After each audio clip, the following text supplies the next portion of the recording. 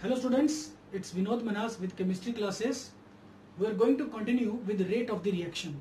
Rate of reaction means the rate of decomposition of any one of the reactant or rate of formation of any one of the product.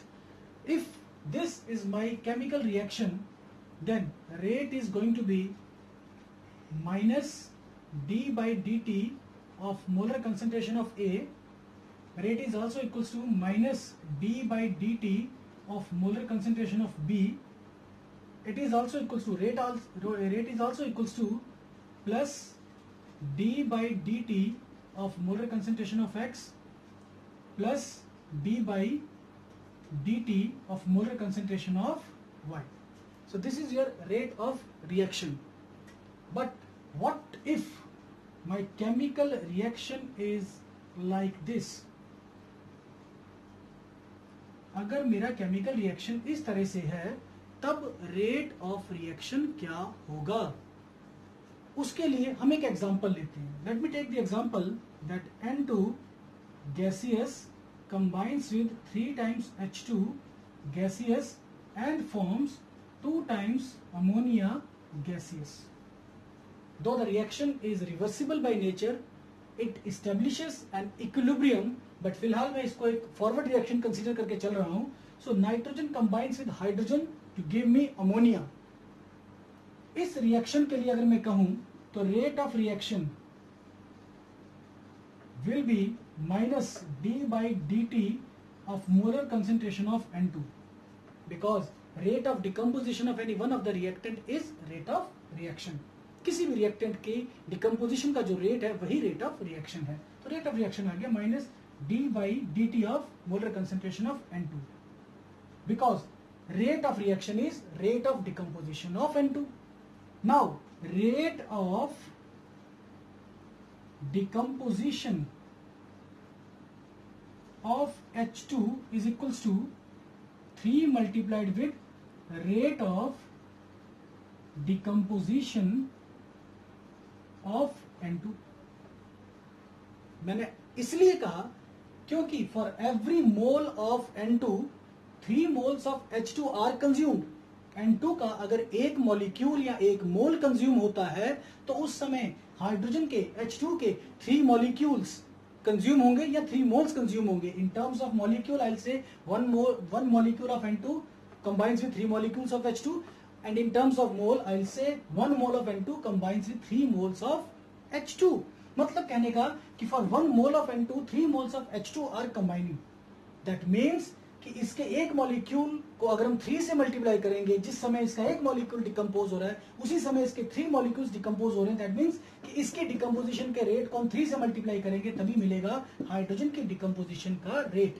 लेकिन rate of decomposition of H2 when written 3 into rate of decomposition of N2 तो वो तो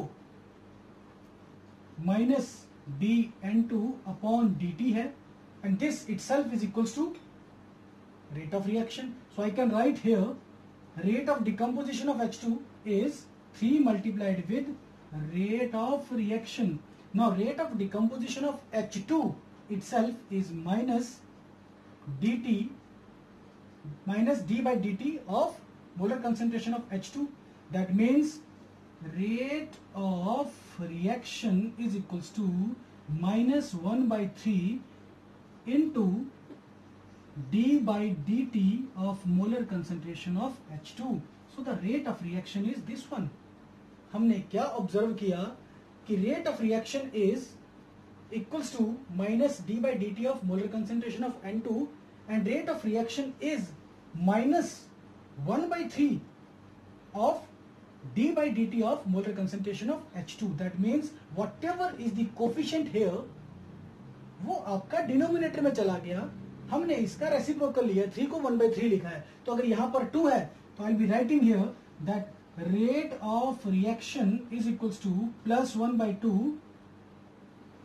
d NH3 upon dt indicating me अगर मैं इसको ऊपर भी लिख लूं यहां पर I can write that rate of reaction is equals to, इसको देख करके मैं लिख सकता हूं प्लस 1 by 2 क्योंकि NH3 का कोफिशिएंट 2 है d by dt of NH3. That means इस तरह के रिएक्शन के लिए रेट ऑफ रिएक्शन होगा, इस तरह के रिएक्शन के लिए रेट ऑफ रिएक्शन होगा -1/A d by dt of molar concentration of A is also equals to -1/B d by dt of molar concentration of B is equals to +1/X d by dt of molar concentration of X plus 1/Y d by dt of molar concentration of Y. So this is the rate of reaction for this type of reaction. Factors affecting rate of reaction. Rate of reaction किस चीज पे depend करता है, वो कौन से factors हैं जिस पर रेट ऑफ रिएक्शन डिपेंड करेगा. The first factor is nature of reactants, or we can say reactivity of reactants. Greater the reactivity of reactants, greater will be the rate of reaction. Reactants जितनी आसानी से अपने bonds को break करेंगे, rate of reaction उतना high होगा. Reactivity of the reactant is high if the bond dissociation enthalpy is low. So we can say अगर मेरे पास दो रिएक्शंस हैं जैसे कि CO plus O2 giving me CO2, NO plus O2 giving me NO2, to balance मैं लिखता हूं twice, यहां पर भी इस तरीके से ट्वाइस. ये दोनों ही रिएक्शंस एक जैसे दिख रहे हैं, बट ये दोनों रिएक्शंस सेम स्पीड से प्रोसीड नहीं करेंगे. दोनों reactions will both the reactions are going to proceed with different speeds, different rates. Reason being the reactivity of NO is very high. The reason of high reactivity of NO is it is possessing an odd electron. Odd का मतलब unpaired electron. NO में nitrogen के पास एक unpaired electron है जो इसको बहुत ज्यादा रिएक्टिव कर रहा है, जबकि CO में कार्बन के पास या ऑक्सीजन के पास किसी के पास भी अनपेयर्ड इलेक्ट्रॉन नहीं है. तो क्योंकि NO की रिएक्टिविटी हाई है, that means this reaction is going to be fast reaction and this reaction is going to be little slow reaction. हालांकि दोनों ही रिएक्शन देखने में एक जैसे लग रहे हैं, लेकिन रिएक्टेंट की रिएक्टिविटी डिसाइड करती है कि रिएक्शन किस तेजी से प्रोसीड करेगा. अगर रिएक्टेंट ज्यादा रिएक्टिव है तो उस रिएक्शन की स्पीड भी ज्यादा होगी. Second factor is your concentration.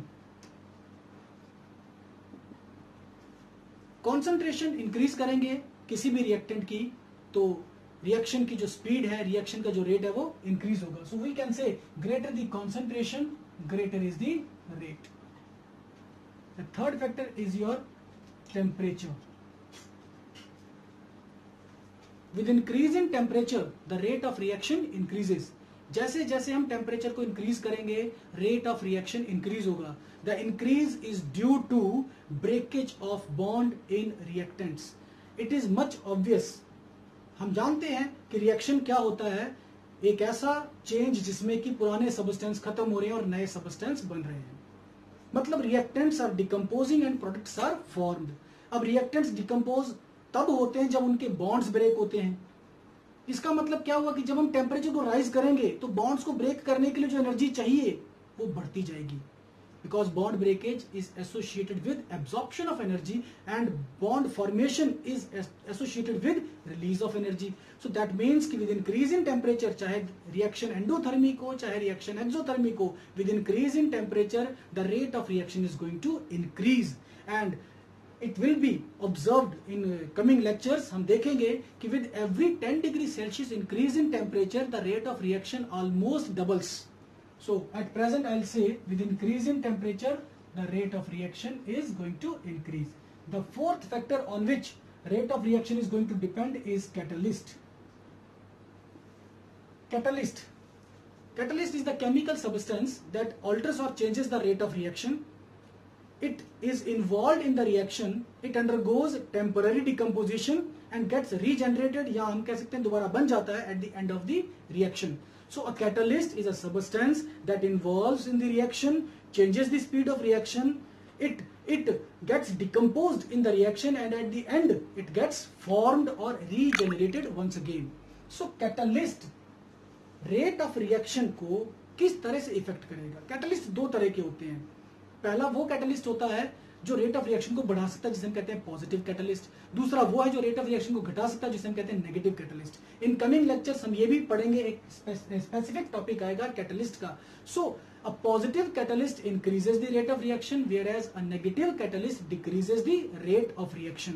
Here I will say only one thing: with increase in activation energy, the rate of reaction gets a little slower.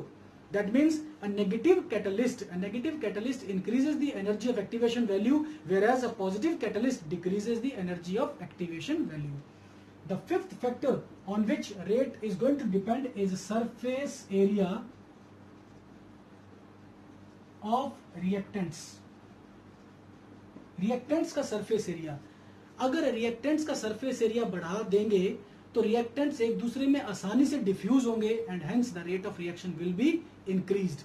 For example, अगर आपके दो सॉलिड रिएक्टेंट्स लिए जाते हैं, रिएक्टेंट नंबर 1 भी solid है, reactant number 2 भी solid है, और दोनों को हम सॉलिड स्टेट में मिक्स करते हैं, तो उनकी डिफ्यूजन आसानी से नहीं हो पाती, क्योंकि सॉलिड्स आसानी से डिफ्यूज नहीं होते। और अगर डिफ्यूजन नहीं होगी तो उनके बीच में रिएक्शन तो होगा, मगर वो उस तेजी से नहीं होगा जिस तेजी से वो हो सकता है। और अगर इन्हीं रिएक्टेंट्स को आप सुटेबल सॉल्वेंट्स में डिसॉल्व कर दें, पहले वाले को भी और दूसरे वाले को भी, और फिर मिक्स करें, the reaction will be at a little higher speed, in fact काफी ज्यादा हाई स्पीड भी होगा as compare to the earlier case, क्योंकि सॉलिड्स तो डिफ्यूज ही नहीं होते और बिना डिफ्यूजन के रिएक्शन आसानी से नहीं हो पाता।